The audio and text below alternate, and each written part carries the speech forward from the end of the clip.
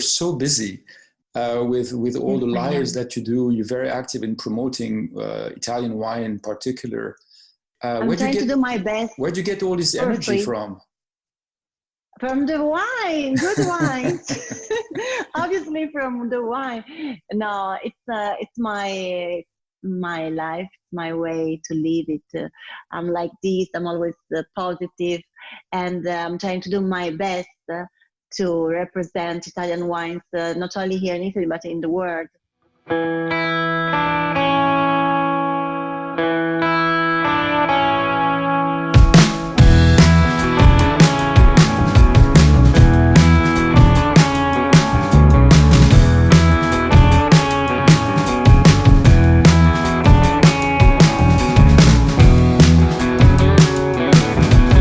Good evening. It is a pleasure to welcome and to have as our special guest Elisa Fiore Gubellini.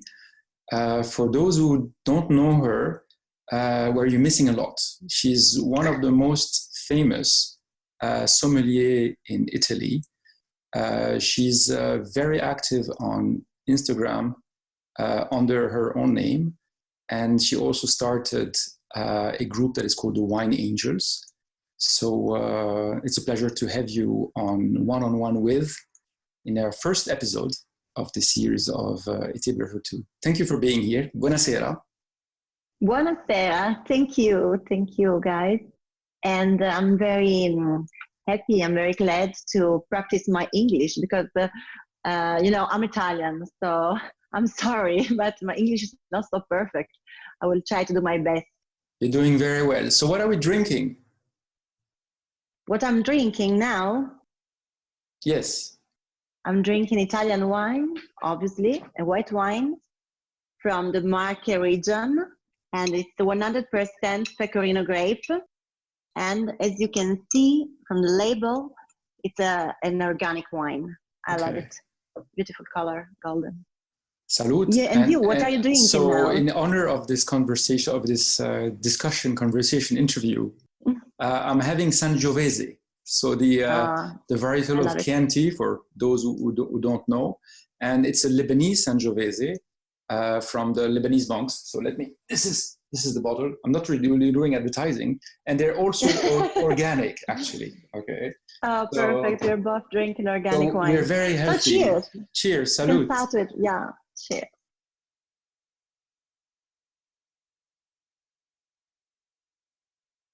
So you've been extremely active, and I guess Italy was very much impacted by COVID-19. How did you cope with this situation, since the lockdown was quite serious in Italy? Yes, it was. Unfortunately, in the North Italy, so where I was born, in Piedmont and in Lombardia, there were so many cases.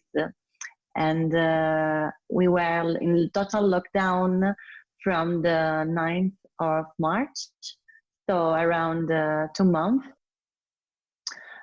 For me, it's not a big problem for my job, for my work, because I used to work in smart working. So it's at my house, by my own, without problems. But for our restaurants and our colleagues, the sommelier that used to work in the restaurant, it's very an horrible period because they don't know nothing about their future, It will be very strange without a restaurant, without wine bar, without clubs. Everything is closed. And also in the future, when they will open again, everything will change. So there's a sort of horrible moment because of the unknown future. And also for the wineries, because people don't go to the restaurant, don't buy wines. They order wines at home in wine delivery at home. The problem is that the part of these wines are cheaper, so people don't spend so much for wines, and they are not able to sell it. Now the seller every cellar is full of wine, and some wineries is thinking about the harvest and what they will do with the old wines and with the new one. So they have to choose because there is no more room for all for the two vintage. So it's very an horrible period. problematic. Not only for I was talking about wine market because it's my business, but obviously not only for the wine business. We are in a very strange situation now with our economy. Most of the hospitality, food and beverages has been very hard hit all over the world. Yeah, I think it will be a very strange summer without holiday. And if you think about hospitality, hotels or B&B, they were closed. And also if they will open again, all the tourism was down in 1 second because everybody from all over the world delayed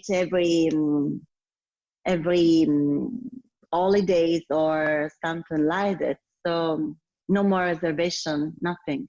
But it didn't hinder you to be extremely active. You're so busy with all the layers that you do. You're very active in promoting Italian wine in particular. I'm trying to do my best. Where'd you get all this energy from? From the wine, good wine. Obviously from the wine. No, it's my life, my way to live it. I'm like this. I'm always positive, and I'm trying to do my best to represent Italian wines, not only here in Italy but in the world. Every time I'm talking about Italian wines in this period, not before, but in this period, in these 2 months, I'm trying to give my pages as a free window from the wineries, and I'm trying to talking about Italian wines, Italian wineries, Italian restaurants, to invite people from other countries to come here in Italy to buy Italian wines and something like that. And I'm trying to do my best also because I used to work in the social area also before. So I am a social media manager, and I have several customers, wineries or wine bar or restaurant. Everyone is from the wine business, but I used to work with my mobile 12, 14 hours a day, always typing. It's my job. It's funny. It's not an hard job. It's funny, and I'm really lucky to drink every day beautiful wines because every winery sends me so many wines. I think around 6 bottles a day. You have to drink them because maybe you won't have a place enough to store them. And they start calling me, how it was my wine? How it was? Have you drink it? Have you tasted it? And I was like, please stop. I need time. Because I uncork more or less 3 bottles a day. Okay. For the happiness of my neighbors. Yes. Because sometimes I give them the bottle. Also for the happiness of the courier, because they bring me wine and I give to them other bottles. But were you always predestined to work in the wine business? Because no. The kind of studies, if I understand correctly, were kind of far away from, well, maybe not so far away, but far from this. How was your childhood? How did you grow up in a place where wine was something that was drunk? Yes, I do. Because I was born in Turin, in Piedmont area, that is very famous for wines like Barolo or Barbaresco, so Nebbiolo grape. And I grew up in a family of wine lovers. I start, when I finished my university studies, I start working in an office selling other things. The real things that I love to sell. I'm a merchant, and I can't sell everything. In Italy, we say she can sell also the ice cube to Eskimos. Iceman, yeah, something like this, into Iceland. By the way, I'm joking. The fact is that I was working in a gym because in the past I was really passionate about sport, and I was promoting this gym. So I was in the office area, not I wasn't working in the gym, but in the office of the gym. By the way, there was a guy, and he is the owner of a very important company here in Italy that has an e-commerce, a wine e-commerce, very famous. And he was in this gym, and he asked me, why you cannot come to work with me? If you want to sell something different, you can start to selling wines. I will bring you all over the world, because I'm a very important wine merchant and I sell wines in US, in Asia. So I was thinking about New York, Singapore. I was like, oh, well, maybe I can change. And it was around 6 or 7 years ago. But did you like wine at the time already? Were you drinking wine? Yes, yeah, I grew up drinking wines, so I like wine from my childhood.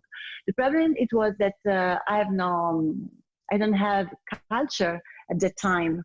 So everybody need to study, to taste and drink and read every day. So it was different.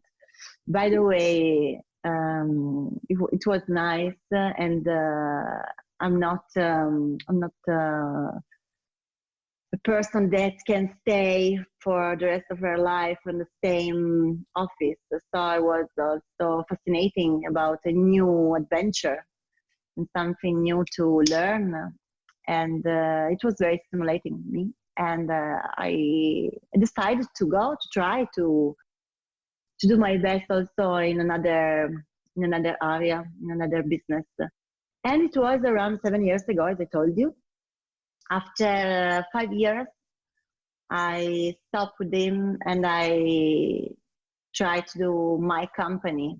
So now I'm a self-employed woman. Why did you want to move on and to do something on your own? What was the challenge that you was looking for?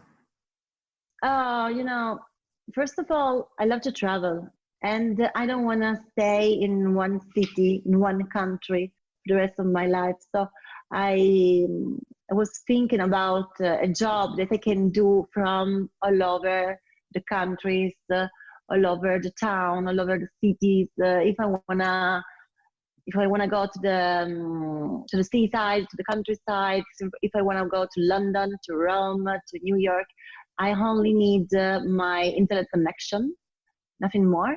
So if I have my mobile, if I have my notebook, I don't need nothing else. And I was thinking about me and my future, because I don't have a family. I invest everything on my work, on my job. It's a little bit sad, but now I'm 35. And in the past, I was 13. I had to think, I have to choose. What do you want to do in your life? You want to be a mother, stay at home with your children, or you want to invest your future in something different, in your own company? Can't you do both?